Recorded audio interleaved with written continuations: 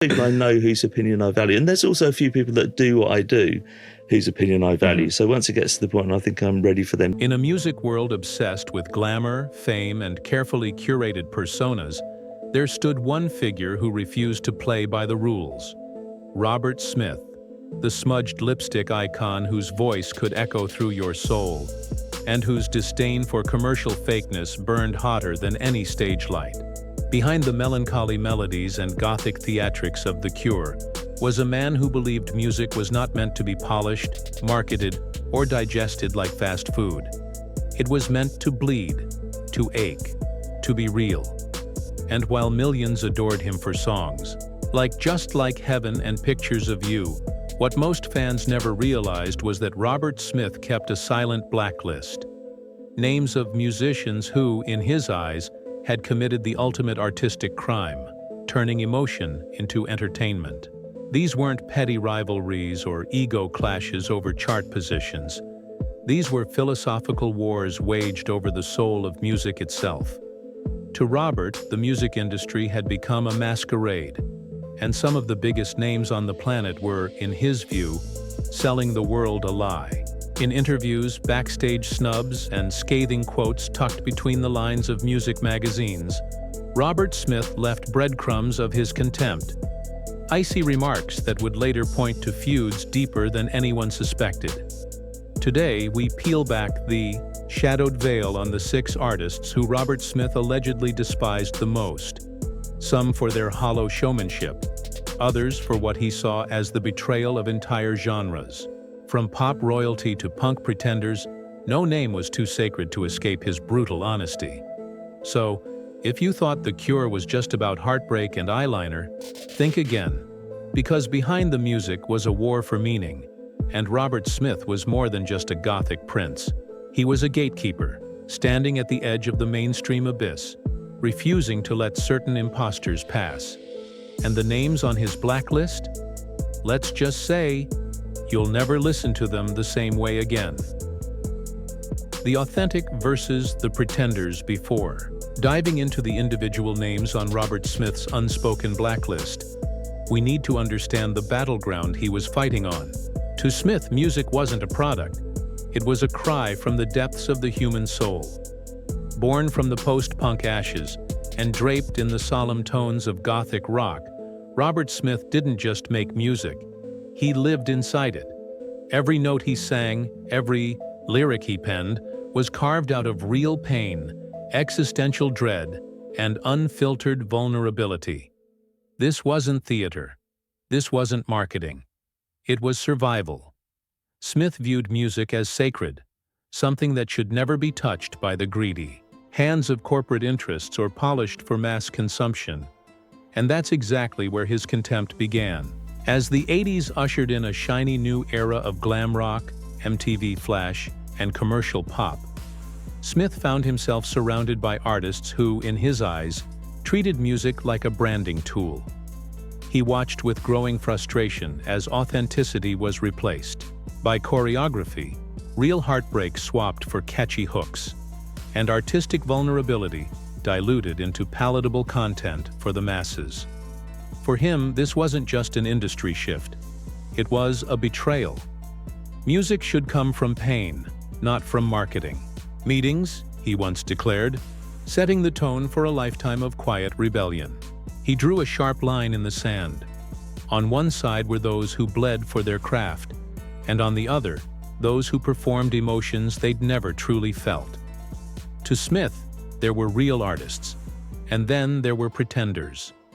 The latter, in his eyes, were actors in a cruel masquerade, playing sadness, rebellion, or depth because it sold records, not because they knew what it truly meant to suffer. It's this deep-seated philosophy that shaped Smith's often icy relationships with some of music's biggest names. He didn't just dislike their sound, he loathed what they represented. The hollowing out of music's soul for the sake of fame. Each name we'll explore in this list isn't just someone he clashed with, but someone who stood on the wrong side of that philosophical divide. Some wore eyeliner like him. Some even wrote songs about heartbreak like him. But in Smith's eyes, it was all a costume. And he knew the difference between someone who had lived in darkness and someone just visiting it for applause. At number 6 on Robert Smith's infamous internal blacklist stands a name that shocked even die-hard fans of alternative music. Morrissey, the iconic frontman of the Smiths, and a fellow bard of sadness. At first glance, the two seemed like kindred spirits. Pale visages cloaked in emotional lyrics, champions of melancholy who gave a voice to the broken-hearted, and the misfits. But beneath that poetic surface boiled one of the most bitter, ideologically charged rivalries in indie rock history. According to insiders and former music journalists, the animosity between Smith and Morrissey wasn't born out of a simple disagreement. It was sparked by a fundamental difference in how each man believed pain should be presented. While Morrissey crooned with dramatic flair about alienation and despair, Smith saw something off, something artificial, something rehearsed. After attending a live performance in the mid-1980s, Smith reportedly told his bandmates, "He's not sad. He's just performing sadness for people who've never felt real pain." It wasn't the lyrics that offended Smith. It was the theater of it all. To him, Morrissey wasn't a wounded soul bearing scars on stage. He was an actor donning sorrow like a costume to draw applause. And that, to Smith, was unforgivable. The feud escalated quickly as both artists rose in prominence, becoming the voices of a generation drowning in disillusionment. But while Smith crafted soundscapes drenched in raw emotion and existential longing, Morrissey built a persona that Smith saw as calculated victimhood. He didn't believe Morrissey lived in the dark. He believed he visited it when the spotlight demanded it. "There are people who live in darkness," Smith once said in a 1987 interview with Sounds magazine, "and there are people who just visit it for applause." While he didn't name Morrissey directly, those close to the scene knew exactly who he was talking about. The divide widened when critics began comparing their approaches to gloom, often positioning The Cure and the Smiths as twin pillars of emotional rock. This infuriated Smith, who refused to be grouped with someone he saw as emotionally disingenuous. At a 1988 music industry event, witnesses claimed Smith deliberately avoided Morrissey's presence, later remarking, "I don't need to compete with someone who treats depression like a costume." Morrissey, never one to back down, responded, with vague jabs in interviews about fake goths and overblown dramatists, fueling public speculation that the rift was not just real, but deeply personal. For Smith, Morrissey embodied everything he despised about alternative music's descent into performance art. A man who had turned suffering into shtick, who sold sadness like a fragrance, all while draping himself in indie credibility that Smith saw as utterly fabricated. It wasn't jealousy. It wasn't bitterness. It was, in Smith's words, indignation. Because to him, the pain was never meant to be marketable. It was meant to be real, even if it never sold a single record. If Robert Smith viewed Morrissey as the actor on a sorrowful stage, then Duran Duran was the fashion show he refused to walk into. The feud between Smith and the Birmingham-born new wave icons wasn't merely about musical taste. It was about everything Duran Duran stood for in the rapidly shifting 1980s music landscape. While The Cure haunted the airwaves with haunting melodies and introspective pain, Duran Duran lit up MTV with sharp suits, exotic locations, and a pop-fueled spectacle that Smith saw as a betrayal of the art form. The tension reportedly began during the early MTV era when both bands were making their way into the visual spotlight. According to Cure bassist Simon Gallup, Smith once saw a Duran Duran music video and muttered, "They've turned music into a fashion show. Where's the soul in any of this?" For Smith, this wasn't hyperbole. It was an alarm bell. He believed the music industry was slipping away from raw emotion and plunging into manufactured image. And to him, Duran Duran was leading the charge.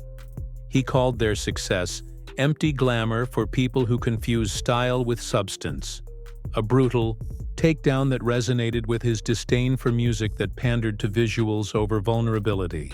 While Smith was crafting deeply personal music about love, loss, and existential pain, Duran Duran was building a global empire on slick production, catchy hooks, and camera-ready charm. In a 1984 interview with Melody Maker, Smith said, "Some bands make music, others make lifestyle accessories." Though he didn't mention names, the media knew exactly who he meant. The divide became more personal when both bands began competing for airplay on MTV.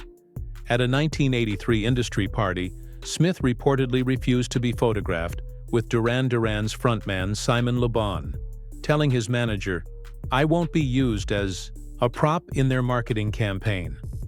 To Smith, appearing next to them wasn't just uncomfortable, it was complicity.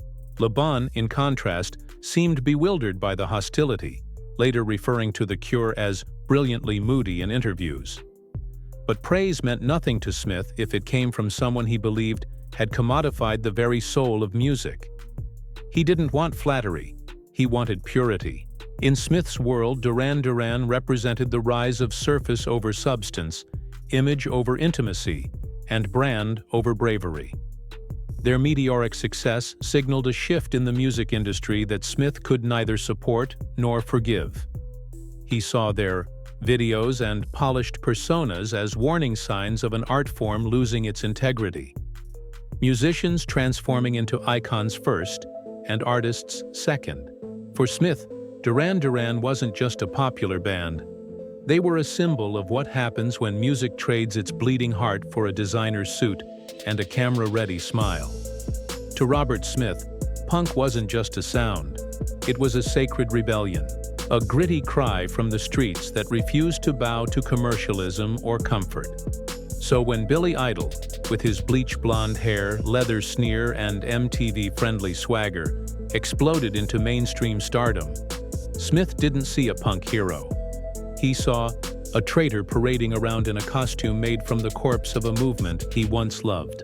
Their paths first crossed in the turbulent London punk scene of the late 1970s, when both were underground artists clawing their way through chaos.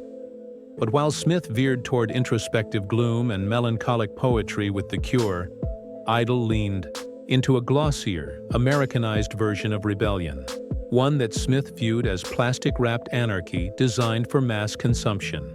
According to former Generation X drummer Mark Laff, Smith once watched Idol perform and scoffed, "He's turned rebellion into a cartoon. Punk was supposed to mean something." That scorn never faded. As Idol's fame soared in the early 80s, thanks to MTV rotation of hits like Rebel Yell and White Wedding, Smith grew increasingly vocal about his disgust. What infuriated him wasn't just the fame, but how Idol had, in Smith's eyes, diluted punk's raw rage into something you could wear like a jacket and take off before dinner. In interviews, Smith slammed the era's manufactured rebellion, and insiders confirmed that Idol was the prime target. He described it as punk for people who shop at the mall, a jab that cut through Idol's polished bad boy image like a razor.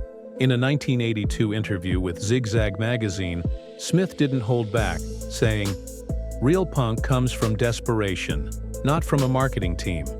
And while he never named Idol directly, everyone knew who he meant. The rivalry reached a boiling point. In 1984, when Smith stormed out of a London club the moment one of Idol's videos appeared on screen, witnesses claimed he later told friends, "I can't watch punk's corpse being paraded around like this." It wasn't just music to Smith, it was a funeral march for everything authentic. Idol, for his part, seemed largely unaware of the hostility, and even complimented The Cure's innovation in later interviews. But the praise only added fuel to Smith's silent fury. To him, Billy Idol was a walking billboard of everything wrong with music's commercialization. Carefully curated image, safe rebellion, and an audience that wanted edge without discomfort. Smith wasn't angry that Idol was famous. He was devastated that something as sacred as punk had been reduced to spectacle. For Smith, Billy Idol wasn't a rebel. He was a performer playing one on TV. and for an artist who believed music should come from pain, not photo shoots. That was a betrayal no eyeliner could ever conceal.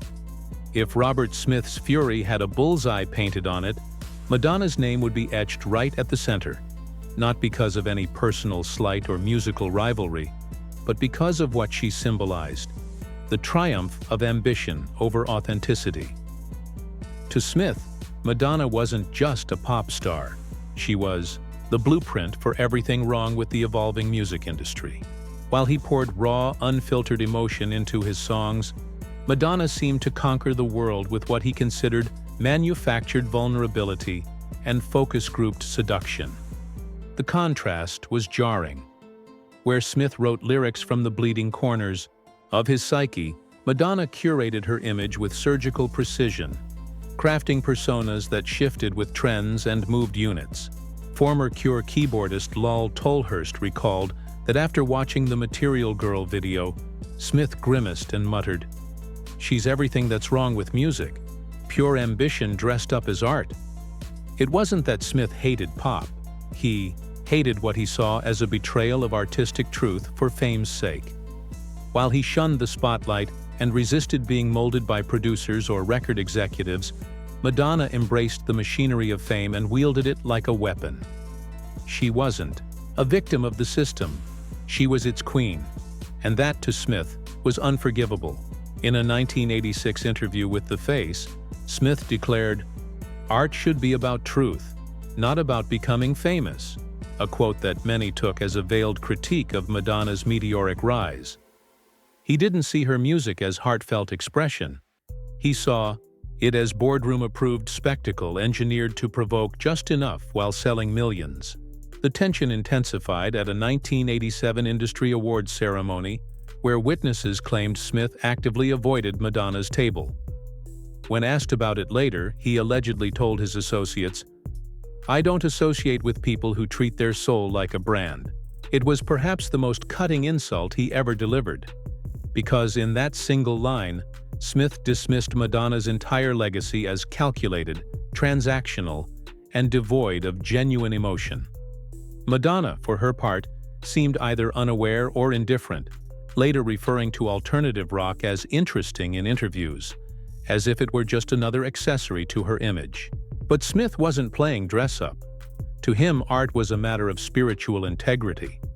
And watching someone he believed was turning deeply personal themes into digestible pop hooks ignited a disdain that simmered behind his signature smudged lipstick and wild hair. Madonna represented a fork in the road of music history.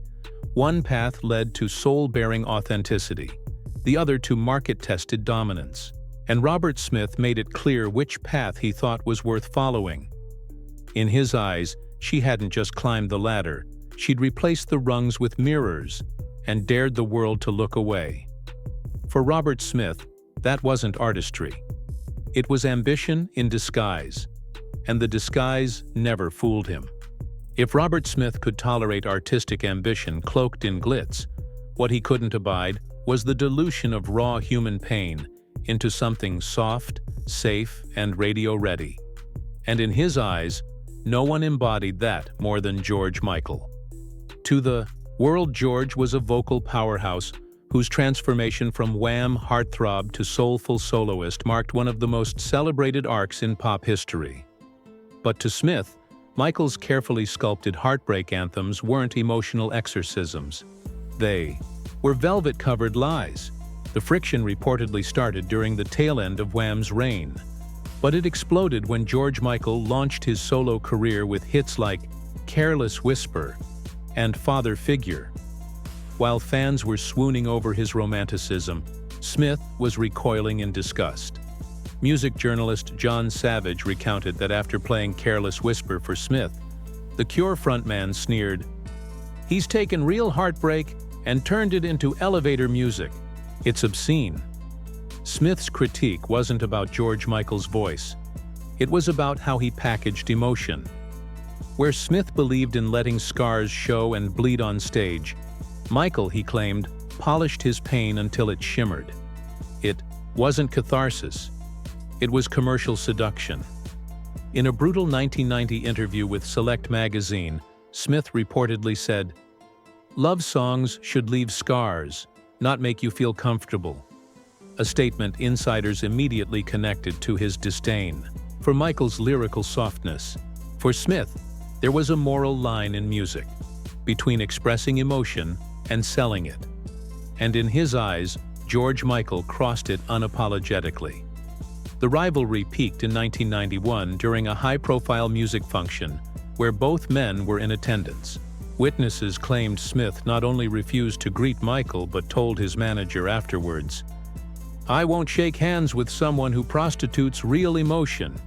That wasn't a metaphor. It was a damning accusation, a complete rejection of everything George Michael's brand of heartbreak stood for. Michael, wounded by the hostility, would later mention his admiration for The Cure's emotional honesty in interviews, an olive branch Smith never seemed interested in taking. To Smith, George Michael represented the hollowing out of soul, a beautiful voice delivering pain that was too clean, too curated, too commercial. It wasn't that Smith believed Michael hadn't suffered. It's that he believed that suffering had been processed through a studio machine, buffed until the pain was palatable to everyone. In a world that increasingly preferred comfort over confrontation, Smith saw George Michael's music as dangerous, not because it was offensive, but because it was soothing when it should have been shattering. And that, to him, was the most unforgivable betrayal of all.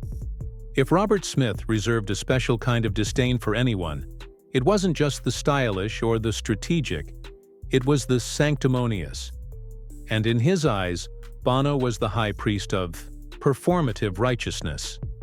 On paper, U2 and The Cure came from similar roots: post-punk innovators, introspective lyricists, massive global followings. But for Smith, the similarities stopped there. While he viewed music as a humble vessel for personal truth, he saw Bono as a man who turned music into a pulpit and himself into a prophet.